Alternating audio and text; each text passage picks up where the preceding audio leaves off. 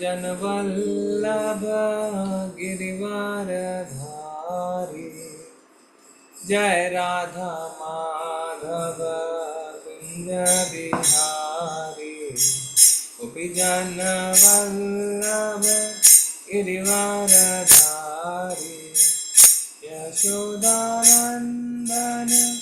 व्रज जनरंजन यशोदानंदन व्रज जनरंजन यमुना तीरवनचारी यमुना तीरवनचारी जय राधा माधव कुंज विहारी गोपी जनवल्लभ गिरिवरधारी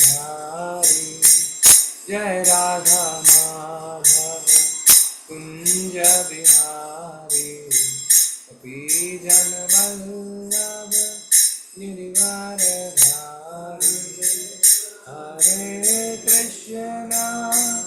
हरे कृष्णा कृष्णा कृष्णा हरे हरे हरे राम राम राम हरे हरे हरे कृष्णा कृष्णा कृष्णा हरे हरे हरे राम राम राम राम हरे हरे।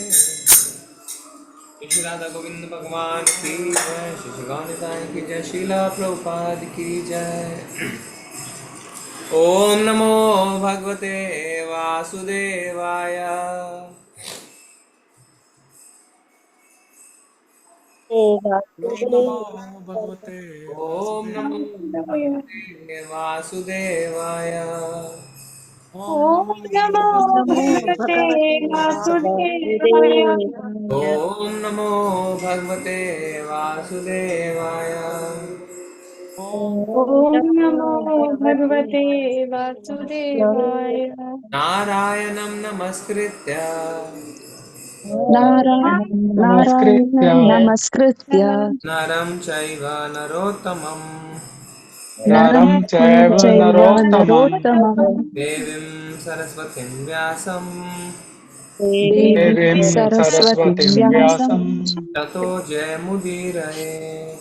ततो जयमुदीरये। नष्टप्रायेषु भद्रेषु नष्टप्रायेषु अभद्रेषु नित्यं भागवत सेवया नित्यं भागवत सेवया भगवती उत्तमा श्लोके भगवती भगवती उत्तमा श्लोके श्लोके भक्तिर्भवती नैष्टिकी। भक्तिर्भवति भक्ति नैष्ठिकी। नैष्ठिकी। श्रीमद्भागवतम स्कंद 3 अध्याय 1 श्लोक संख्या 7। यदा सभायां कुरुदेव देव्या यदा यदा सभायां सभायां देवदेव्या यदा सभायां कुरुदेव देव्या यदा यदा सभायां सभायां कुरुदेवदेव्याः केशाभिमर्शं सुतकर्म गर्ह्यम् केशाभिमर्शुतकर्म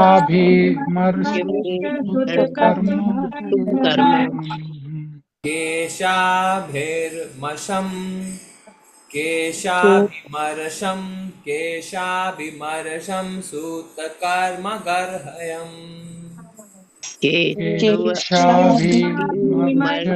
सूतकर्म न वारयामास नृपः स्नुषायः न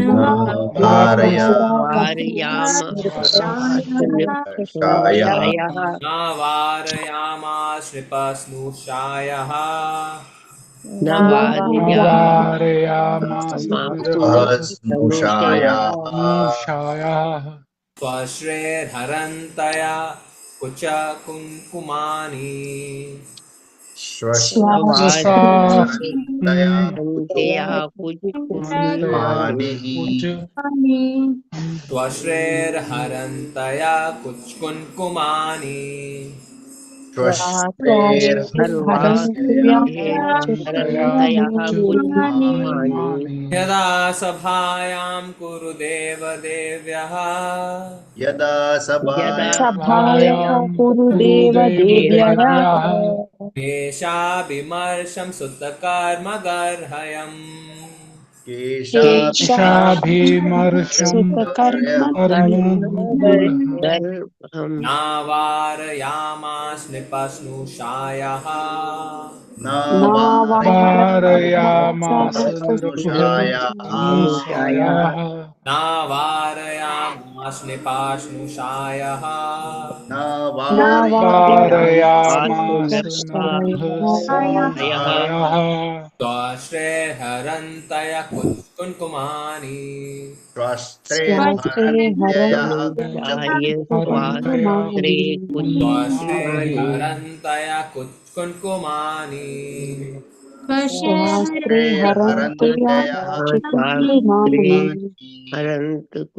यदा सभायां कुरु देवदेव्या यदा सभायां देवदेव्याः केशाभिमर्शं सुत्कर्मगर्ह्यम् कर्म गुरु न वारयाम आस्नृपस्नुषायः वारयामास नृपः स्नुषायाः त्वश्रेर्हरन्तय कुङ्कुमानि स्वास्त्रहरन्तया चैंटिंग करिए। हरे कृष्णा प्रभु जी। यदा सभायां कुरुदेव दिव्याः केशाभिमर्शं सुतकर्म गर्यहम् न वारयामास नृपः स्नुषायाः स्वास्त्रैर्हरन्त्यया कुचकुङ्कुमानि। हरे कृष्णा। हरे कृष्ण प्रभु जी। सदा सभायां कुरु देवदेव्यः केशाभिमर्शं सुतकर्मगर्ह्यं न वारयामाश नृपः स्नुषायः स्वश्रेयहर्यन्त्या कुचकुङ्कुमानि। हरे कृष्ण। हरे कृष्ण प्रभु जी। यदा सभायां कुरु देवदेव्याः केशाभिमर्शसुतकर्मगह्यं न वारयामास नृपः स्नुषायाः स्वास्त्रे हरन्त्या कुचकुण्डुमानि। हरे कृष्ण। हरे कृष्णा प्रभु जी। यदा संभायां कुरुदेव देव्ययाः केशाभिमर्शं सुतकर्मगाढ्यं नवरायम् आसन् विपस्नुषयाः शस्त्रैः हरान्त्यायाः कुचकुङ्गमानि। हरे कृष्ण प्रभु जी। यदा सभायां कुरुदेवदेव्या केशाभिहर्षं सूतकर्मगर्यं न वार्यमासा नृपः सनुषायाः सवस्रैः हरन्त कुचकुङ्कुमानि। हरे कृष्ण। धन्यवाद माता जी। अभी हम शब्दार्थ देखेंगे। यदा जब, सभायाम सभा में, कुरु देव देव्यः देव तुल्य युधिष्ठिर की पत्नी द्रौपदी का, केश अभिमर्शम उसके बाल पकड़ने के अपमान, सुत्कर्म अपने पुत्र द्वारा किया गया कार्य, गर्हयम निंदनीय, न नहीं, वारयाम आस मना किया, नृपहा राजा, श्नुषायः अपनी पुत्र बधू के, श्वाश्रय अपने अश्रुओं से, उसके अश्रुओं से, हरंतयः धोती हुई, कुछ कुमकुमानी अपने वक्षस्थल के कुमकुम को। अनुवाद और तात्पर्य है नहीं, अनुवाद शिला प्रभुपाद जी के द्वारा। शिला प्रभुपाद जी की जय। इस राजा ने अपने पुत्र दुशासन द्वारा देवतुल्य राजा युधिष्ठिर की पत्नी द्रौपदी के बाल खींचने के निंदनीय कार्य के लिए मना नहीं किया, यद्यपि उसके अश्रुओं से उसके वक्षस्थल का कुमकुम तक धुल गया था। फिर दोहराएं, इस राजा ने अपने पुत्र दुस्साहसन द्वारा अपने पुत्र दुशासन द्वारा देवतुल्य राजा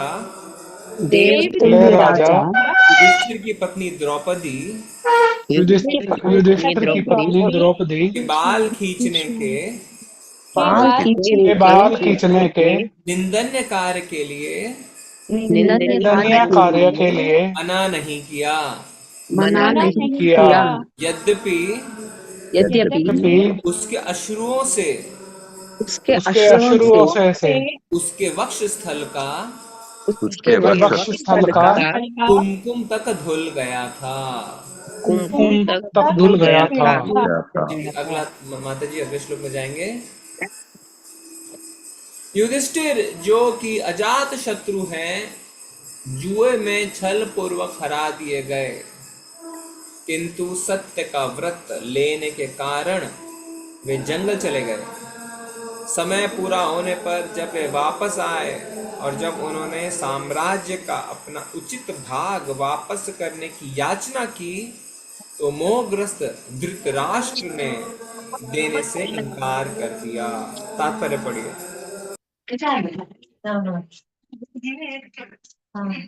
हरे कृष्णा। विद्या माता जी करिए। हरे कृष्णा प्रभु जी। शील प्रभुपाद की जय। तात्पर्य प्रभुपाद द्वारा। महाराज युधिष्ठिर अपने पिता के साम्राज्य के सही अधिकारी थे, किंतु दुर्योधन इत्यादि अपने पुत्रों का पक्षपात करने के लिए महाराज युधिष्ठिर के ताऊ धृतराष्ट्र ने अपने भतीजों को उनके राज्याधिकार से वंचित करने के लिए अनेक छल पूर्वक युक्तियों का सहारा लिया। अंत में पांडवों ने पांचों भाइयों के लिए केवल 5 गांव मांगे, किंतु अंधीकृत वचकों ने उससे भी इनकार कर दिया। इस घटना के फलस्वरूप कुरुक्षेत्र का युद्ध हुआ। अतः कुरुक्षेत्र का युद्ध पांडवों द्वारा नहीं अपितु कौरवों द्वारा उकसाया गया था। शत्रुओं के रूप में पांडवों की सही जीविका तो एकमात्र शासक करना था, न कि कोई अन्य कार्य स्वीकार करना। एक ब्राह्मण, क्षत्रिय या वैश्य किसी भी परिस्थिति में अपनी जीविका के लिए नौकरी स्वीकार नहीं करेगा। हरे कृष्ण। धन्यवाद माता जी। ओम ज्ञानतिमिरन्धस्य ज्ञानाञ्जनशलाकया चक्षुरुन्मिलितं येन तस्मै श्रीगुरुवे नमः। श्रीचैतन्यमनोभीष्टं स्थापितं येन भूतले स्वयं रूपा कदा मह्यं ददाति स्वपदान्तिकं। वन्देऽहं श्रीगुरो श्रीयुत्पदकमलं श्रीगुरुं वैष्णवांश्च श्रीरूपं सागरजातं सहगण रघुनाथान्वितान्तं सजीवं साद्वैतं सावधूतं परिजनसहितं कृष्ण चैतन्यदेवं श्रीराधा कृष्णपादान् सहगण ललिता श्रीविशाखान्वितांश्च। नमो विष्णुपादाय कृष्णपृष्ठाय भूतले श्रीमते भक्तिवेदान्त स्वामी इति नामिने। नमस्ते सारस्वते देवे गौरवाणी प्रचारिणे निर्विशेषाय शून्यवादी पाश्चात्यदेशतारिणे। वाञ्छाकल्पतरुभ्यश्च कृपा सिन्धुः एव च पतितानां पावनेभ्यो वैष्णवेभ्यो नमो नमः। हे कृष्ण करुणा सिन्धु दीनबन्धु जगत्पते गोपेश गोपिका कांत राधा कांत नमोस्तुते। तप्त कांचन गौरांगी श्री राधे वृंदावनेश्वरी वृषभानुसुते देवी प्रणमामि हरिप्रिये। जय हो श्री कृष्ण चैतन्य प्रभु नित्यानंदा, श्री अद्वैत गदाधर श्रीवासादि गौर भक्त वृंदा। नमो महावदन्याय कृष्ण प्रेम प्रदायते, कृष्णाय कृष्ण चैतन्य नामने गौरतिषे नमः। हरे कृष्णा कृष्ण कृष्णा हरे हरे, हरे राम राम राम हरे हरे। द्यूते त्व अधर्मेण जितस्य साधोः। माता जी लगाइए 8वां श्लोक स्क्रीन पे। द्यूते त्वधर्मेण जितस्य साधोः। कृपया दोहराएं। द्यूते द्यूते त्वधर्मेण त्वद्धर्मेण जितस्य जितस्य साधु तो अधर्मेण जितस्य साधो सत्यावलम्बस्य वनं गतस्य। सत्यावलम्बस्य वनं यावलम्बस्य वनं गतस्य न याचतो अदात् सम्येन दायम्। न न न याचतो याचतो अदा सव्येन अदासमेनुदायम् दायम् तमोजुषाणो यद् अजातशत्रोः। तमोजुषाणो ओजुषाणुः यदजातशत्रो अजातशत्रुः नीचे करिए माता जी।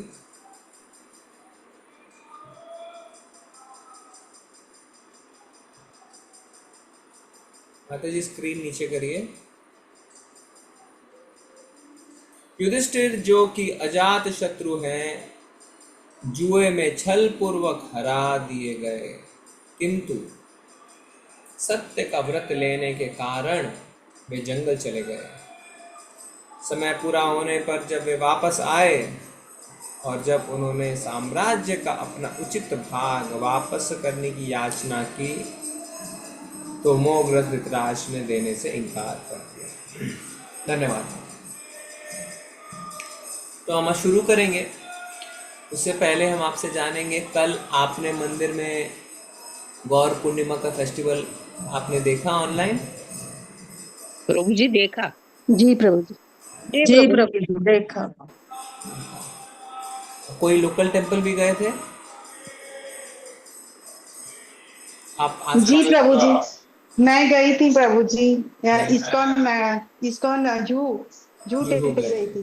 जी। Okay, very nice, thank you माता जी। कल का दिन जो था, हरे कई कृष्ण लोगों को प्रभु जी।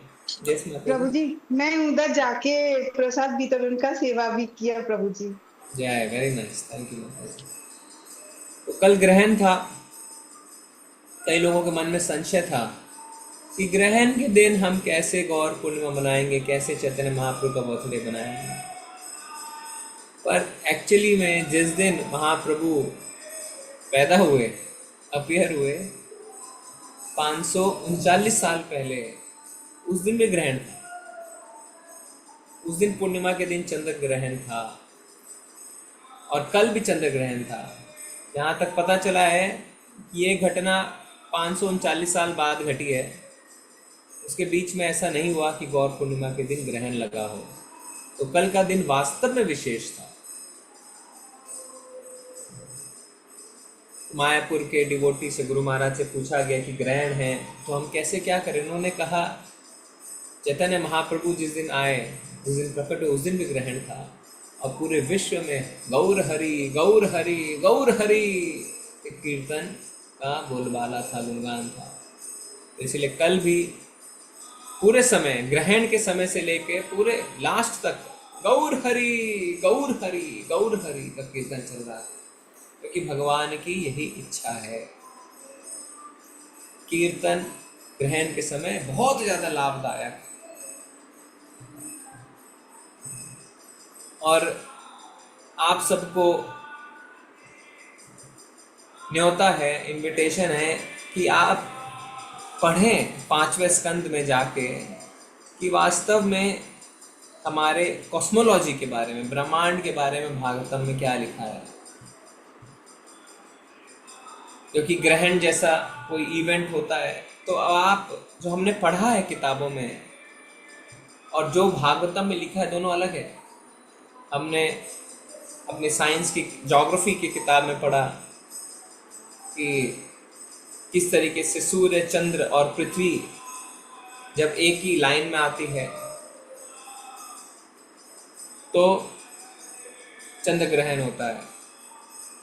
पृथ्वी जब सूर्य और चंद्रमा के बीच में आ जाती है तो सूर्य की रोशनी पृथ्वी से ब्लॉक हो जाती है और चंद्रमा तक नहीं पहुंच पाती, इसीलिए चंद्रमा बिल्कुल काला दिखता है।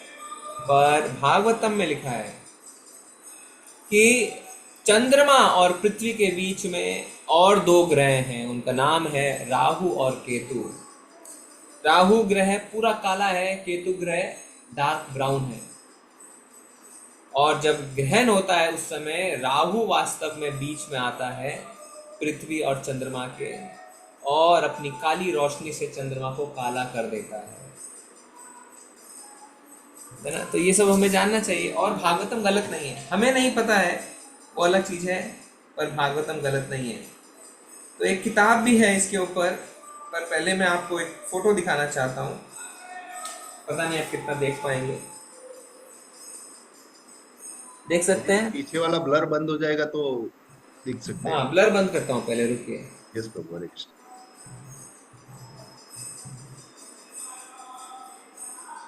ब्लर के कारण प्रॉब्लम आती है, आप सही कह रहे हैं।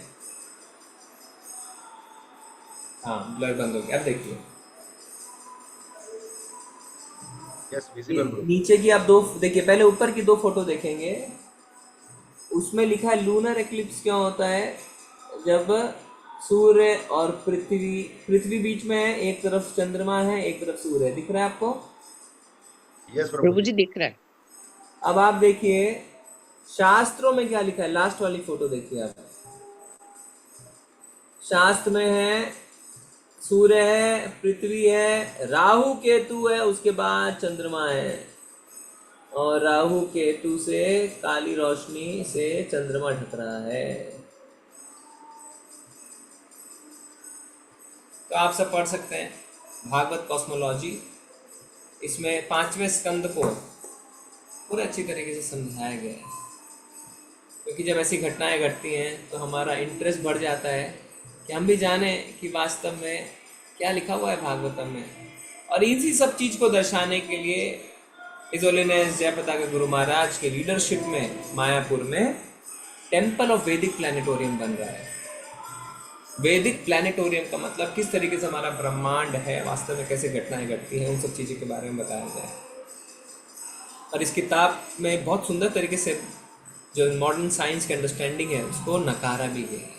हमें पढ़ना चाहिए और अपने बच्चों को भी पढ़ाना चाहिए, उससे बुद्धि खुलेगी उनकी। ऐसा वो सोचेंगे, ठीक है, एग्ज़ाम में उन्हें लिखना है जो साइंस में उनको पढ़ा है उन्होंने, और वास्तव में उनकी बुद्धि खुलेगी कि ये सब कुछ नहीं है। वास्तव में अपने शास्त्रों को भी पढ़ना चाहिए जिसमें पूरी तरीके से सच्चाई लिखी हुई है, हॉलिस्टिक ज्ञान है, जिसमें मे बी, परहैप्स, हाँ शायद, ऐसा कुछ नहीं है, सटीक यही है।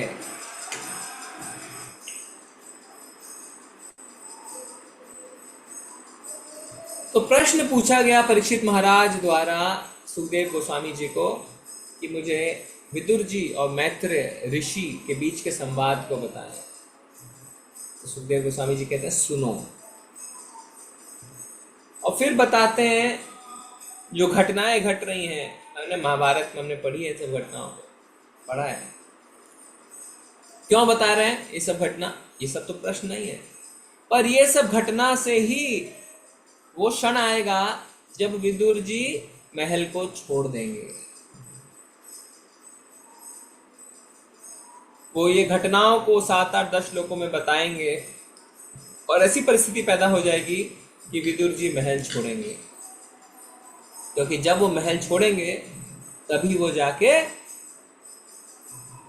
मैत्रेय मुनि से मिलेंगे, और फिर उनके बीच का जो संवाद है वो सामने खुल के आएगा। तो इन श्लोकों में सुखदेव गोस्वामी बता रहे हैं कि किस तरीके से, जो आज के हमने 2 श्लोक पढ़े, कि दुशासन ने क्या किया? द्रौपदी का अपमान किया। पर उससे बड़ी बात यह हुई कि धृतराष्ट्र ने उसे रोका नहीं। और द्रौपदी कौन है? श्लोक में लिख रहे हैं वो राज ऋषि युधिष्ठिर की पत्नी है, गॉडली किंग राज ऋषि की पत्नी है। उनके अश्रु देख के भी दुशासन रुके नहीं।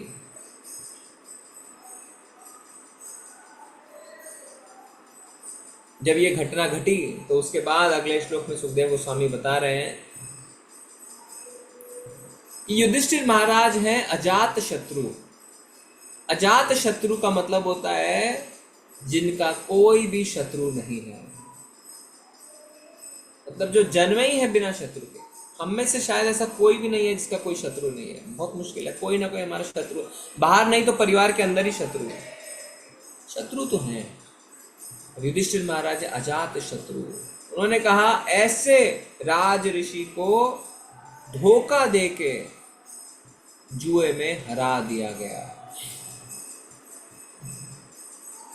युधिष्ठिर महाराज को पता था कि उन्हें और उनके भाइयों को धोखा दिया गया है, पर क्योंकि उन्होंने एक वचन लिया था। क्या वचन? सच्चाई का वचन। तो उन्होंने कहा हमें स्वीकार है। जुए में सब हार गए और फिर उन्हें वनवास और अज्ञातवास की ओर प्रस्थान करना पड़ा। पर एक प्रश्न उठता है कि जब युधिष्ठिर महाराज और पांडवों को पता था कि ये जो जुआ है इसे खिला रहे हैं और कोई नहीं बल्कि शकुनी, जो कि एक बहुत बड़े षड्यंत्रबाज हैं, तो कोई ना कोई वो धोखा जरूर करेंगे। तो जब इस बात का उन्हें आभास था तो प्रश्न उठता है उन्होंने जुआ खेलने को स्वीकार क्यों किया? वो इनकार भी कर सकते थे कि मुझे नहीं खेलना है, पर स्वीकार किया। क्यों स्वीकार किया? आप सबको क्या लगता है पांडवों ने, युधिष्ठिर महाराज ने जुआ खेलना क्यों स्वीकार किया? हरे कृष्णा प्रभु जी। यस माता जी। वो ये माना जाता था कि जो भी राजा हैं अगर उनको जुआ खेलने का आमंत्रण दिया जाए तो उनको स्वीकार करना पड़ता था, वो इनकार नहीं कर सकते। वेरी नाइस, थैंक यू माता जी। और किसी का कोई दूसरा उत्तर है? यही था प्रभु की क्षत्रिय जो होता है वो युद्ध और जुए में जब उसको बुलाया जाए तो वो मना नहीं कर सकते, उसको खेलना पड़ता है या लड़ना पड़ता है। हरे कृष्णा। क्षत्रिय युद्ध और जुए को मना नहीं कर सकता, ये क्षत्रिय धर्म है। और युधिष्ठिर हैं धर्मराज, तो उन्हें अगर कोई जुए के लिए, युद्ध के लिए ललकारेगा तो वो मना नहीं कर सकते। उन्होंने इसीलिए जुए का निमंत्रण स्वीकार किया। पर क्योंकि वो धर्मराज हैं, सच्चाई ही बोलते हैं, उन्हें धोखा खाने के बावजूद चीजों को स्वीकार करना पड़ा। चीजों को स्वीकार करना एक महान व्यक्ति, एक भक्त की निशानी है। हमेशा याद रखें, परिस्थितियों को जो व्यक्ति स्वीकार कर रहा है वो साधु पुरुष है, क्योंकि उसे पता है कि ये सब कुछ भगवान की इच्छा से हो रहा है। परिस्थितियों को कमजोर व्यक्ति स्वीकार नहीं करते, परिस्थितियों को एक स्ट्रांग व्यक्ति, एक भगवान का भक्त ही स्वीकार कर सकता है। इसीलिए भगवान का भक्त शांत है, अतएव शांत, क्योंकि भगवान पे पूर्ण श्रद्धा, पूर्ण विश्वास, पूर्ण समर्पण है कि जो हो रहा है भगवान की इच्छा से हो रहा है, मुझे इसे स्वीकार करना है, और शांत हो जाता है। अन्यथा अशांति रहती है, जीवन की परिस्थितियों को स्वीकार नहीं कर पाते और कभी भी मन शांत नहीं हो पाता, हमेशा मन में अशांति बनी रहती है। भोगी कामी अशांत, कृष्ण भक्त शांत। Nothing is lamentable in the kingdom of the lord. भगवान के राज्य में कुछ भी लेमेंटेबल नहीं है। कोई भी चीज ऐसी नहीं है जिसके आपको पश्चाताप करना पड़े, पछताना पड़े, ऐसा क्यों हो गया, ऐसा क्यों हो गया। सब कुछ भगवान की इच्छा से। ये जो पूरी परिस्थिति पैदा हुई है श्रीमद् भागवतम बोलने की, ये भी भगवान की इच्छा से हुई है। क्यों? तो परीक्षित महाराज ऋषि के गले में मरा हुआ सांप डालते, क्यों उनका पुत्र उन्हें श्राप देता, क्यों मैंने ऐसा कर दिया, क्यों मैंने ऐसा कर दिया। नहीं, पश्चाताप नहीं है, क्योंकि उस समय उनकी बुद्धि भगवान ने कंट्रोल कर। ऋषिकेश भगवान इंद्र के स्वामी हैं और पूरी परिस्थिति ऐसी पैदा हो रही है। तो युधिष्ठिर महाराज ने स्वीकार किया और वनवास की ओर चले गए। वनवास किया, अज्ञातवास किया, और जो नियम थे उसको पूरी तरह मानते हुए वापस अब वो कहाँ आ गए हैं? कहाँ पे आ गए हैं? महल कहाँ पे है? हस्तिनापुर। हस्तिनापुर में लौट के आ गए हैं। और क्या आके कह रहे हैं कि अब हमने अपना समय पूरा किया, अब आप हमें हमारा राज्य लौटा दें। इसमें कोई गलत नहीं था। एक प्रश्न यहां पे उठता है, पांडवों के पिता का क्या नाम है? पांडु, राजा पांडु। कौरवों के पिता का नाम क्या है? धृतराष्ट्र। धृतराष्ट्र और पांडु में क्या संबंध है? दोनों भाई थे। कौन बड़ा है, कौन छोटा है? धृतराष्ट्र बड़े हैं, पांडु छोटे। तो फिर क्यों छोटे भाई के पुत्र होने के बावजूद युधिष्ठिर राज्य मांग रहे थे? बड़ा भाई तो धृतराष्ट्र है, धृतराष्ट्र का राज्य है, उनको राजा बनना है, उनके पुत्र राजा बनेंगे। तो युधिष्ठिर महाराज ऐसा क्यों कह रहे हैं जबकि उनके पिता धृतराष्ट्र से छोटे हैं कि हमें अपना राज्य लौटा दें? ऐसा हरे कृष्णा प्रभु जी धृतराष्ट्र अंध थे और शास्त्रों में ऐसा लिखा है कि अगर कोई शारीरिक दोष होता है तो वो राजा नहीं बन सकते, इसलिए तो पांडु राजा थे। पांडु के मरने के बाद धृतराष्ट्र आए, तो क्यों युधिष्ठिर महाराज कह रहे हैं हमें हमारा राज्य लौटाओ? क्योंकि युधिष्ठिर सबसे बड़ा था, दुर्योधन से पहले युधिष्ठिर का जन्म हुआ था। नहीं, वो इंद्रप्रस्थ मांग रहे थे प्रभु जी। हरे कृष्णा प्रभु जी। वंश में युधिष्ठिर सबसे पहले आया। प्रभु जी, ये हुआ था कि गांधारी और इनकी माँ कुंती में जिनके बच्चे पहले होंगे उनके बेटे को राजा बनाया जाएगा। Thank you. हरे कृष्णा। युधिष्ठिर वरिष्ठ थे और राजा के पुत्र थे। पांडु राजा थे, राजा का पुत्र ही राजा बनता है। पर धोखे से धृतराष्ट्र ने उसे हड़प लिया। और आप देखेंगे जब भगवत गीता में संजय धृतराष्ट्र को बताते हैं कि क्या चल रहा है, तो कभी कभी दुर्योधन के लिए भी राजा शब्द का इस्तेमाल किया जाता है। तो अब युधिष्ठिर कह रहे हैं मुझे राज्य लौटा दो। फिर एक प्रश्न उठता है, युधिष्ठिर तो राज ऋषि हैं, भगवान के इतने बड़े भक्त हैं, साक्षात भगवान के फेस टू फेस दर्शन कर रहे हैं, उन्हें राज्य का लालच क्यों था? क्यों उन्हें राज्य चाहिए था? यस, बताइए। प्रभु जी, उन्हें लालच नहीं था, वो चाहते थे कि उन्हें पता था दुर्योधन बहुत खराब इंसान है, वो लोगों को कष्ट पहुंचाएगा, इसलिए वो चाहते थे अपनी प्रजा का ध्यान रखने के लिए। अगर ऐसा होता तो फिर वो क्यों कहते कि चलो चलो मुझे 5 गांव ही दे दो?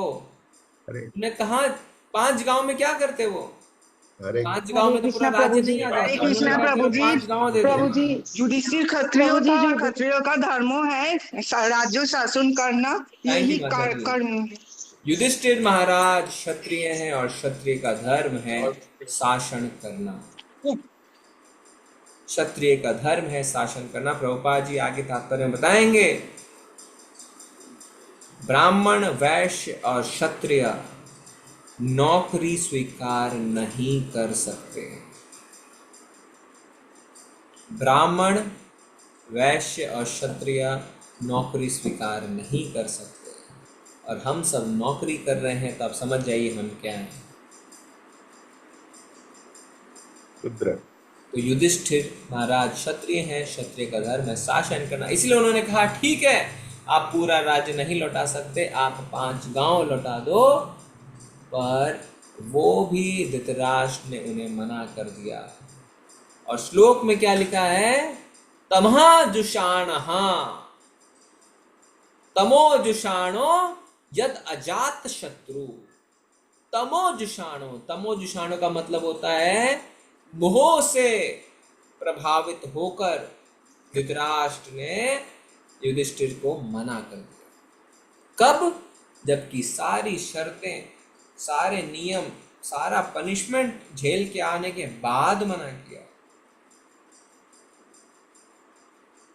तो ये जो शब्द है सुखदेव गोस्वामी के शब्द हैं तमोजुषाण। हाँ, देखिए ओपिनियन भी दे रहे हैं सुखदेव गोस्वामी, अपना ओपिनियन भी दे रहे हैं कि तमोगुण से यानी इल्यूजन से, मोह से ग्रसित होने के कारण उन्होंने मना कर दिया। तो मोह का मतलब क्या होता है? मोह शब्द की परिभाषा है आपके अंदर कैलिबर है, क्षमता है, पर मोह के कारण आप सही और गलत में फर्क नहीं कर पा रहे, उसे कहते हैं मोह। क्षमता होने के बावजूद सही और गलत में अगर हम डिफरेंशिएट नहीं कर पाते, दोनों में फर्क नहीं कर पाते, उसे कहते हैं मोह। और मोह क्यों उत्पन्न होता है? मोह उत्पन्न होता है भगवत गीता के श्लोक 2.62 और 2.63 में कृष्ण जी ने बताया। क्या किसको याद है? 2.62 2.63 बोलिए। ध्यातो विषयान पुंसा संगस्ते सुख जायते, संगत संजायते कामा, कामात् क्रोधो भी जायते। क्रोधो क्रोधाद्भवति समोह समोह स्मृति विभ्रमः स्मृति भ्रंशात् बुद्धिनाशो बुद्धिनाशात् विनश्यन्ति। तो देखिए मोह क्यों उत्पन्न हो रहा है? सबसे पहले कह रहे हैं ध्यायतो विषयान पुंसा संगास्ते सुपजायते, संगात् संजायते कामः, कामात् क्रोध विजायते, क्रोधात् भवति सम्मोहा, सम्मोहात् स्मृति विभ्रमा, स्मृति भ्रंशात् बुद्धिनाशो, बुद्धिनाशात् प्रणश्यति।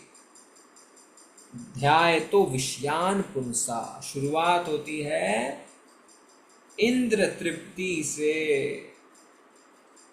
विषयान, यहाँ पे विषय है राज्य, राज्य का भोग करने का जो है, वो जो उनके अंदर लालच था, उसके कारण सब कुछ अब पतन हो रहा है। राज्य भोग, पांडवों से ईर्ष्या, अपने पुत्रों का मोह, उसके कारण क्या होता है? काम उत्पन्न होता है, इच्छा, अनियंत्रित इच्छा उत्पन्न होती है, और इच्छा पूरी नहीं होती तो क्रोध उत्पन्न होता है, और क्रोध से मोह, सम्मोहा, यानी क्या सही क्या गलत आप फैसला नहीं कर पाते, इसलिए हर बुरा कार्य क्रोध में ही होता है। और शुरुआत होती है ध्यायतो विषयान पुंसा, सारा ध्यान, सारा केंद्र अपने इंद्रियों को तुष्ट करने के पीछे, वहीं से शुरुआत होती है आपके पतन की। ध्यायतो विषयान पुंसा। देखिए जितने क्राइम हो रहे हैं, क्यों हो रहे हैं? ये इसी कारण, मेरी इंद्रिय तुष्ट क्यों नहीं हो रही है? अभी एक बेटे ने अपने पिता को गोली मार दी, पिता कह रहे हैं नीट का एग्जाम में तुम पास हो, और फिर क्या किया? उसके शरीर को काट के ब्लू ड्रम में भर दिया। बेटा अपने बाप के शरीर को भर रहा है ड्रम के अंदर, क्योंकि पिता प्रेशर डाल रहा है कि आपने नीट एग्जाम पास नहीं किया। बिल्कुल वही सिचुएशन अर्जुन को भगवान कह रहे हैं लड़ो, अर्जुन कह रहे हैं मैं नहीं लड़ूंगा। वो कह रहे हैं लड़ो, एग्जाम पास करो नीट का। नहीं, मैं नहीं कर सकता। अपनी, तो प्रभुपाद जी लिखते हैं अर्जुन अपनी इंद्रियों को तुष्ट करना चाहते थे, तो यहाँ पे पुत्र अपनी इंद्रियों को तुष्ट करना चाहता है, नहीं कर पा रहा है। बुद्धि नाशत प्रणश्यति, बुद्धि का नाश हो जाता है और गिर जाता है। गिरने का मतलब काट दिया पिताजी को, अब पूरे जीवन जेल में काटेगा। सोच के देखिए, 24, 25, 26 साल का लड़का है, 80 साल की भी अगर आप आयु मान, अगले 50 साल वो जेल में रहने वाला है। क्या जीवन है। क्रोध में क्या होता है, मोह उत्पन्न होता है, सही गलत को आप नहीं पहचान पाते। सम्मोहा स्मृति विभ्रमा, स्मृति भ्रंशात बुद्धि नाश हो, आपका इंटेलिजेंस खत्म हो जाती है, आपकी रिमेम्बरेंस खत्म होती है, आपकी इंटेलिजेंस खत्म होती है, और फिर बुद्धि नाशत प्रणश्यति, गिर जाता है आप नीचे। ये हमें अपने जीवन में डे टू डे में उतारना है सर, नहीं तो हम भी किसी दिन क्रिमिनल बन जाएंगे। क्रिमिनल क्या है? क्रिमिनल के कोई 4 आंख, 4 कान, 4 हाथ, 4 सिर नहीं है, हम और आप जैसे ही हैं। अभी तो देखेंगे आप, फिल्म के स्टार्स, बड़े बड़े बिजनेसमैन भी अरेस्ट हो रहे हैं, क्राइम किया उन्होंने। अभी साउथ में एक एक्ट्रेस अरेस्ट हुई, क्यों? डिफरेंस एक ही है, अपने इंद्रियों को जो वश में नहीं कर पाता है वो क्रिमिनल बन जाता है। इंद्रियों को वश में करना बहुत आवश्यक है। एप्स्टीन फाइल्स आप देखिए, एप्स्टीन फाइल क्या है? इंद्र भोग, इंद्र भोग, इंद्र भोग, उसके कारण पतन। बिल गेट्स, जिसको सब हाथ जोड़ के Bill Gates world richest man, उसकी बातों को लोग ऐसे सुनते थे जैसे भगवान ने कुछ पर्चा लिख के भेज दिया। क्या क्या छोटी बच्ची 18 साल की भी नहीं है, उनके साथ शारीरिक संबंध बनाया और स्वीकार भी कर लिया अभी तो थोड़े दिन पहले, हाँ मुझसे गलती हो गई। ध्याय तो विषयान, इंद्र तृप्ति के कारण पतन। यूके के प्रिंस अरेस्ट हो चुके हैं, उन्होंने भी गलत संबंध किया। सोचिए, जो अपने पूरे राज्य को संरक्षण देगा वो एक छोटी बच्ची के साथ जाके शारीरिक संबंध बना। इंद्र तृप्ति कितनी बड़ी दुश्मन है आप समझ सकते हैं। अभी दिख रहा है आपको, हम एनालाइज नहीं कर पा रहे हैं। हम बार बार उदाहरण लेते हैं जानवरों के माध्यम से कि किस तरीके से जानवरों की इंद्रियां उन्हें फंसाती हैं। जैसे हिरण को अगर पकड़ना है तो एक शिकारी सीटी बजाता है, कान को इतनी ज्यादा तृप्त हो जाते हैं कि वो शिकारी के पास चली आती हैं, शिकारी उन्हें मार देता है, कानों ने फंसा दिया। पतंगा आग की रोशनी से इतना आकर्षित होता है, अपनी आंखों को तृप्त करने के लिए उसी आग में घुस के मर जाता है, आंखों ने फंसा दिया।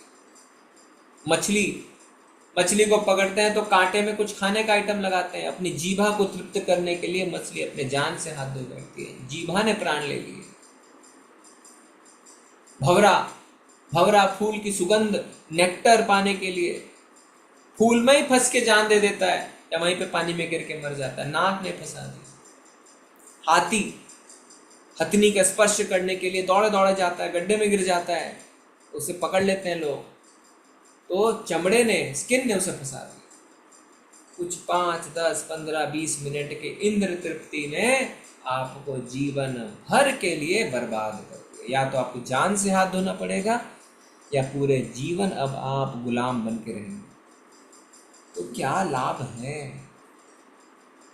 और जानवरों की तो एक इंद्रियां स्ट्रांग रहती हैं, उसी फंसा देते हैं। हमारी तो 5 इंद्रियां इतनी स्ट्रांग है, हर क्षण आपको फंसाने की प्लानिंग कर रहे हैं। अगर इंद्रियां वश में नहीं है तो हम अग्नि से, आग से खेल रहे हैं, और कब फंस जाएंगे कोई गारंटी नहीं।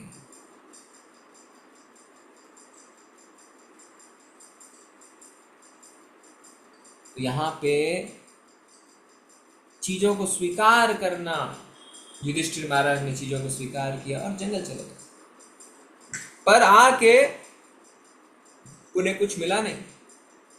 तो प्रभुपाद जी लिख रहे हैं, युधिष्ठिर महाराज जो थे वो अपने पिता के राज्य के सही हकदार थे, पर धृतराष्ट्र अपने पुत्र दुर्योधन, दुशासन इत्यादि के मोह में पड़ के वो गलत तरीके को अपना के उन्हें शासन से वंचित कर देते हैं।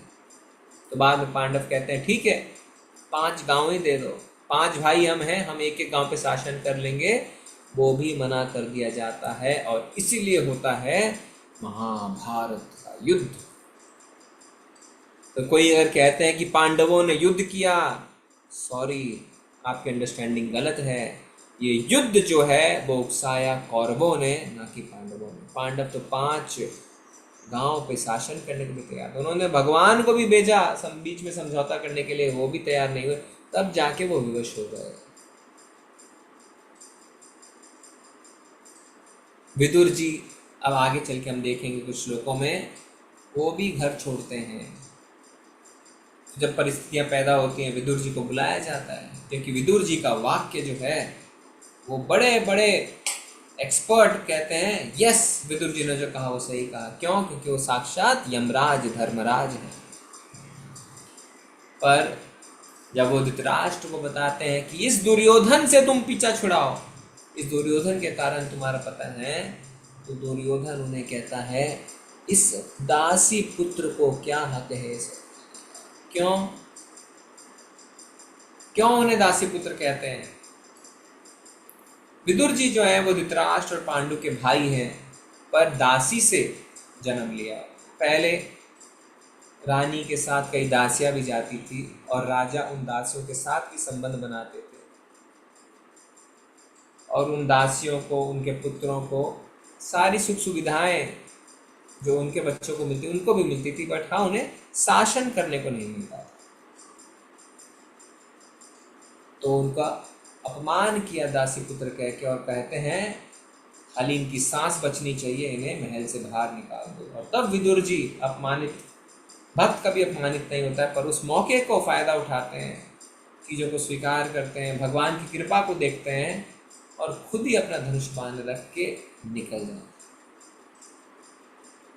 धनुष बाण रखने का अर्थ क्या है? धनुष बाण रखने का अर्थ होता है अब मैं धृतराष्ट्र की रक्षा नहीं कर सकता, क्योंकि इस धनुष बाण से मैं उसकी रक्षा कर सकता, अब नहीं कर सकता, इसके पुत्र इसको ले डूबेंगे। और वास्तव में ऐसा होता है, 100 के 100 पुत्र मारे जाते हैं, धृतराष्ट्र पूरी तरीके से मोहग्रस्त पागल हो जाते हैं।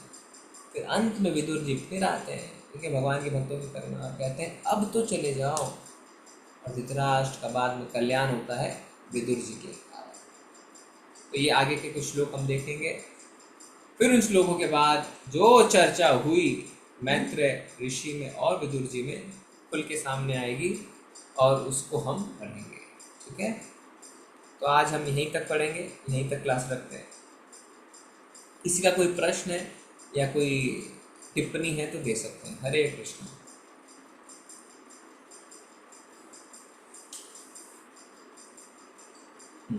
आप में से मंगल आरती कौन कौन अटेंड कर रहे हैं? हाथ उठाइए, डिजिटल हैंड उठाइए। रोज सुबह मंगल आरती अटेंड करते हैं जो इधर टेंपल लिंक पे मंदिर का। ओके,